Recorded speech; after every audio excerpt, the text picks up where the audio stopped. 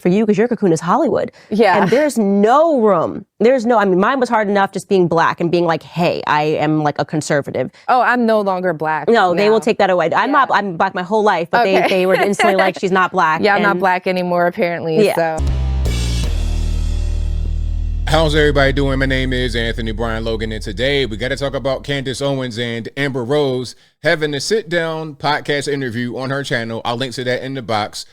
And they covered quite a few things, but one of the most important and interesting things that they covered was the idea of being black and conservative. Can it be done, or is your blackness stripped away from you once you identify as a Trump supporter, a MAGA hat wearer, or whatever? Now, you guys may have seen Amber Rose quite a bit. She was at the RNC, delivered a good speech. I covered that.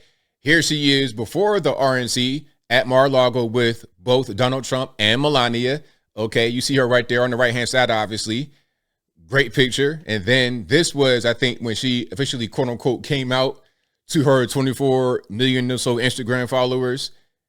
You see her with the MAGA hat and then the Trump chain and all that good stuff. This was the big thing because Amber Rose at one point had organized the SLUT walk. It's YouTube, I'm sorry, it is what it is. But she was the one behind that. That was many years ago, and she's left that in the past, and now she's on a more conservative bent. Now, going back to the interview about the idea of being black and a Trump supporter, conservative, or whatever, some are going to say, well, hey, ABL, she said that she was not a black woman years ago on an interview. Let's address that. Then we're going to get to the Candace Owens interview, and of course, everything will be in the box. But without further ado, let's go ahead and roll this one. Consider myself a black woman? Absolutely not. I do not consider myself a black woman. Absolutely not. Now, this obviously was on a radio show. It's Hot 97, if you guys don't know. Hot 97, and she said this back in like 2014, 15, somewhere right around then. Okay, so some are saying, well, look, why is she complaining about not being considered black when she said she wasn't black? Well, let's go ahead and go to this piece. Fox Soul. I never thought I'd be referencing a Fox Soul clip, but here we are. This is from, what was this, June 12th, 23. So let's watch some of this. Then we're going to get into the actual interview from Candace. I see that Amber Rose recently addressed some backlash she received online after an interview from 2015. It resurfaced of her implying that she doesn't identify as black. Now, Amber posted, bruh, the internet is remedial as fuck. Y'all know exactly what I was saying as a mixed person about not fitting in anywhere on both sides. Now y'all want to act like I hate being in black spaces? Now let's pause for a minute. I don't know what the controversy was. It could have been a TV show she was on. I have no idea. But she's saying as a mixed person, sometimes she doesn't feel welcome on either side. Too black for the whites or too white for the blacks. That's kind of what she was talking about. Not that she denounces her blackness. It's about how society is making her feel like she's not really one or the other. So what's happening right now is a continuation of that from the very same people that say that they got your back if you're a black person and they do everything for you and blackity black and Black Lives Matter. All of a sudden you're not black because this and that and the third. Here's just one more thing they're trying to say on her to make her not really be black. Okay, so let's go ahead and go to this here. And without further ado, let's go ahead and roll it. And I don't want to get beat up by the Republicans. I'm already getting beat up enough by the left. You're basically, Give me a break. You're in political purgatory. It's the worst. Because for when you sure. leave, you're like, I've escaped. Then when you arrive, you're like, whoa, hold up. Like, I don't know. I know I'm not perfect. I'm getting everything wrong. And you're being screamed at by the right. And it sucks. It really sucks because I can just sense I'm a person that goes on vibes. My team is laughing because I just get a vibe. But my vibes have always been right. And when I spoke to you, I was like, no, she means what she says, and she's going through this metamorphosis, and it's painful. Like, it is really painful to come out of that cocoon, especially, I would imagine it's 10 times worse for you because your cocoon is Hollywood. Yeah. And there's no room. I mean, mine was hard enough just being black and being like, hey, I am like a conservative. Oh, I'm no longer black. No, they will take that away. I'm black my whole life, but they were instantly like, she's not black. Yeah, I'm not black anymore, apparently. Yeah. Let's pause for a minute. Of course, you're going to get this whole you're not black thing. And some are going to say, well, it's a vocal minority of people. I mean, to a certain extent, that's correct. But sometimes a vocal minority have the power that overwhelms the majority of people. So once they say that this thing is so, then it's so. You're not black anymore, you're a turncoat or whatever. That's kind of how it is. Same thing with what's happening among some conservatives who don't like her. Their minority voices often reach the masses, and then it kind of causes an issue. And the thing with Amber Rose, people are saying that she's not conservative because there might have been an OF link in her bio. I don't know nothing about that. But I can guarantee you one thing that I know just from my research and being a man about his reading, there are a lot of girls on OF that will vote Donald Trump. So I'm not turning their vote away. I mean, it is what it is. That's not what I'm into. I'm not into that world. But hey, man, you want to come vote? Come on. Let's get her done. All right. So that's the reason why some were saying they don't want Amber Rose to be doing interviews and whatnot. But look, we got 24.5 million Instagram followers with Amber Rose by herself. And everybody combined criticizing has a fraction of that. So who's going to be the bigger influence? Who do you want to be able to speak to people and get them to come to the other side? You or them? I'm just asking, but I digress. So they take that away and they denigrate you, but it's got to be even harder to come out of the Hollywood cocoon because the entire industry is built around really everyone has to have the same perspective. Everyone has to be the same if you want to sign the deals. I mean, I sat down with a TikToker, super young, Gen Z TikToker, and he spoke about how he was basically told like he wanted to do more serious and talk about real issues, stay out of it. You know, keep doing fun, stupid TikToks because if you start talking and you sound conservative, you're not going to get the sponsorships. You're not going to get the deals. It's intimidation. Right. 100%. Which is crazy. And what's crazy is that it wakes me up at night, Candace, because I have tortured myself for 15 years. I've tortured myself with this stuff, you know, and I beg and I've cried and pleaded, please, reach for the stars. Even if go talk to like maybe more conservative brands, see if they'll give me a chance. They wouldn't give me a chance, you know, because they just didn't know me. And I get it. I'm not upset.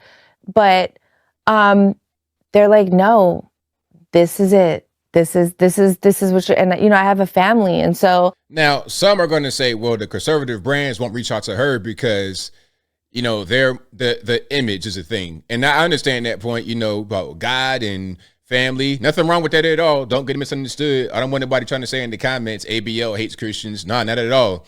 I'm just saying it's a reality. If you have a Christian family-oriented brand, a person like Amber Rose may not be who you want to represent you out there in the general public. Now, you're talking about trying to get votes and trying to campaign. You want to reach all the groups. I'm not saying you got to do a drag queen story time or anything crazy like that, but to an Amber Rose, you should most certainly embrace her, which is what the RNC is doing right now. When I went out on a ledge and I posted the picture with me, Trump and Melania, that was my moment where I was like, I'm done. Like, I'm done. Yeah, so shout out to her. And there's a lot I want to say. And again, if you guys don't know who Amber Rose is, long story short, internet influencer. Long story a little less short. She was with Kanye West at one point. They don't have any children together. They were just like dating, high profile relationship. She has kids by, I think, Wiz Khalifa, maybe another rapper. I don't know. But she's just very popular for the slut walk and being with Kanye, just being a popular person in Hollywood, Los Angeles, the internet, wherever. That's Amber Rose. Beautiful woman, still looks great, looked great back then as well. But she may not be the best look for everybody. For the conservatives, for trying to get the nomination, trying to get votes, you want to reach out to every group. That's probably the best way to go about it. And then to the whole thing about values, look, man, it's 2024. Things are a lot different. Okay, the things that you thought would never happen, that you thought would be totally off limits years ago, is nothing today. It's absolutely nothing today.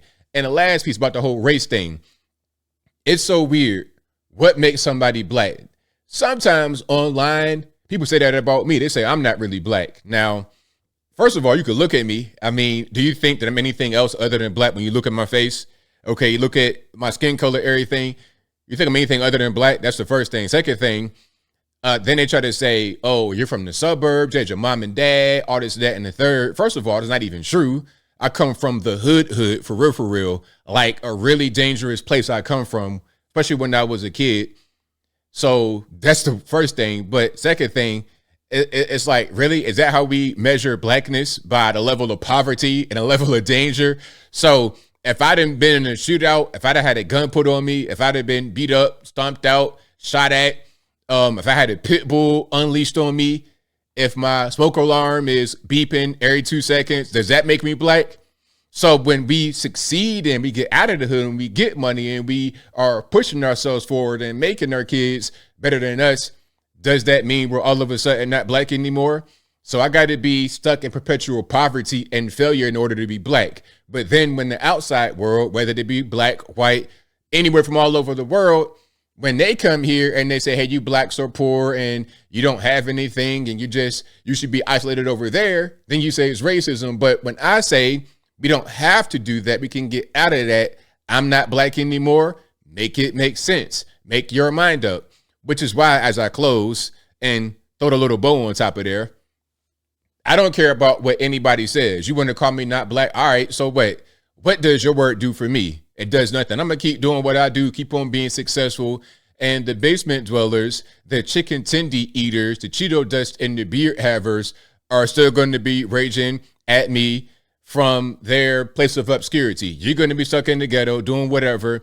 And black folks that want to succeed, that want to do better, we're going to rise up. And if you want to come with us, if you want a team, and if you want to really want to be about that, then you'll be able to come too. But if not, you can stay over there because I'm not black, right? Just stay over there with the other people, with the other folks you consider to be black. But I think I'll leave that right there for now. And what say you? What's your take on this Amber Rose, Candace Owens conversation? And again, I'll link to the whole thing in the box if you've not seen it. But whatever your thoughts are, let me know in the comments below.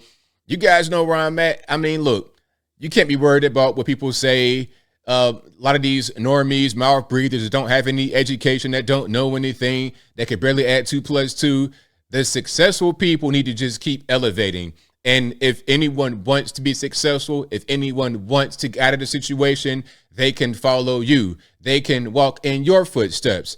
Everyone else, stay over there, and that's fine. If it's going to be a classist thing, then let's let it be so. I'm not that way, but if one side says it is what it is, then so be it. They can be a class amongst themselves and enjoy their perpetual poverty and a permanent underclass station in this country. But whatever your thoughts are, please let me know in the comments below.